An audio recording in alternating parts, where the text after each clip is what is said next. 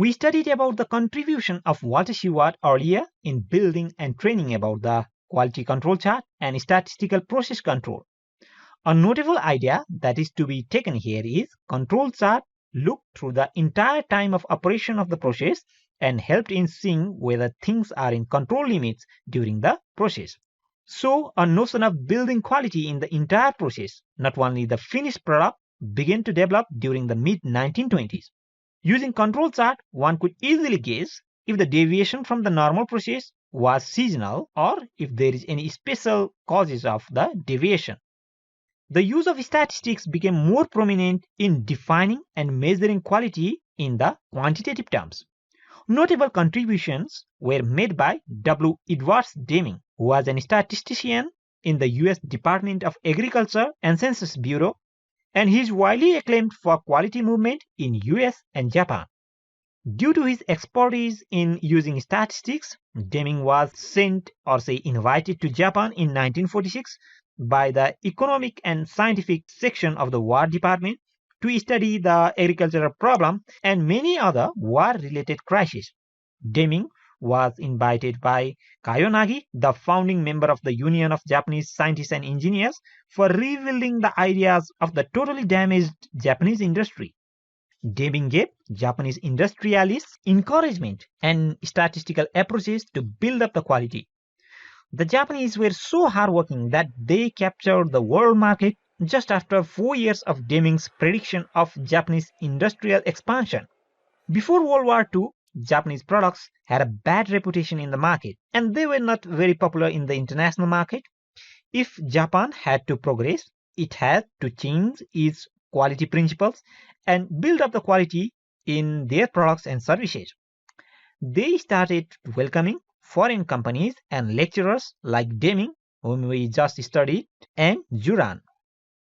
Joseph M. Juran prediction of the Japanese products dominating the US market by mid-1970s became a reality. Joseph M. Juran's quality control handbook was very popular then.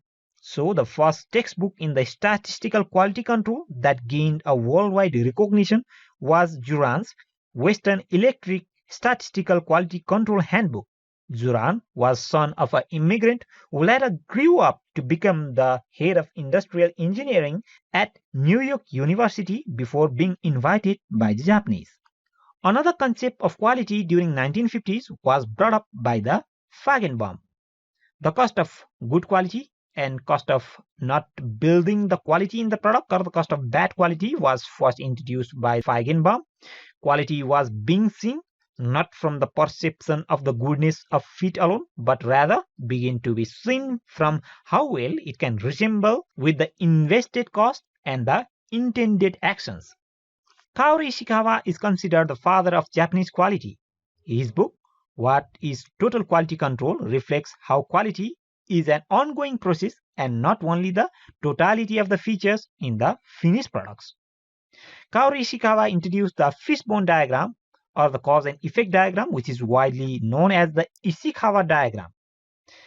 Fishbone diagram is a root cause analysis tool which helps the industries to see the real picture of the root causes of the problem.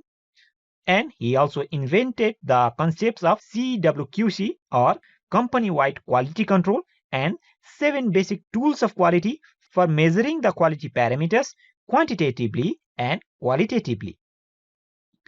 Till then, people had a notion building quality costs money.